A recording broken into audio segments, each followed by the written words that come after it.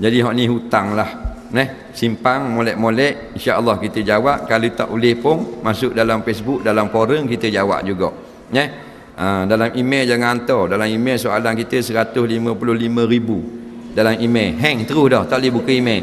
Buka email tak gerak komputer. Dalam Facebook ada dalam 3,000 lebih tak jawab lagi. Jadi dalam nak atau dalam mana tak tahu dah. Kadang-kadang kita jawab dalam YM, Yahoo Messenger tu kita jawab juga. Lepas tu dalam tu kita lewat jawab. Kita jawab dalam Yahoo Messenger. Yahoo Messenger tu kita punya 23 inci punya skrin, kita tu 12 Yahoo Messenger. Faham tak? Jawab ni ting hak bawah ni berpuluh-puluh ni. Jadi minta maaf. Dalam Facebook pun dengan 2 kat 3,000 dah soalan dalam inbox. Jadi cuba nak jawab juga. Ada satu hari tu dia seorang kawan tu, dia chatting dengan kita dalam Yahoo Messenger. Dia macam ke dia guna bahasa-bahasa apa khabar ustaz sayang. Saya kata khabar baik.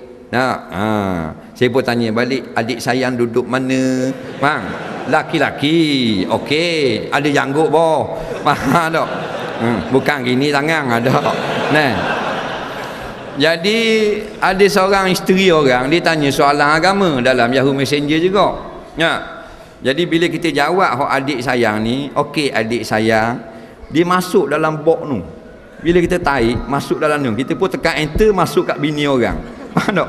Bini tu kata, benda pula ni ustaz main sayang-sayang pula ni. Allah kena minta maaf kata kita nak send kat lain, dubik kat lain. Dia Yahoo Messenger dia gitulah, dia overlap. Ni nak cerita dia. Allahu Rabbi. Malu kohong aku. Baik, kita jawab yang terakhir satu saja. Biasa-biasalah.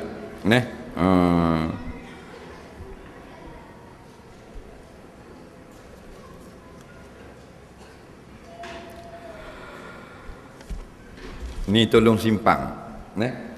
Panjang umur kita jawab pula, tolong simpang lah.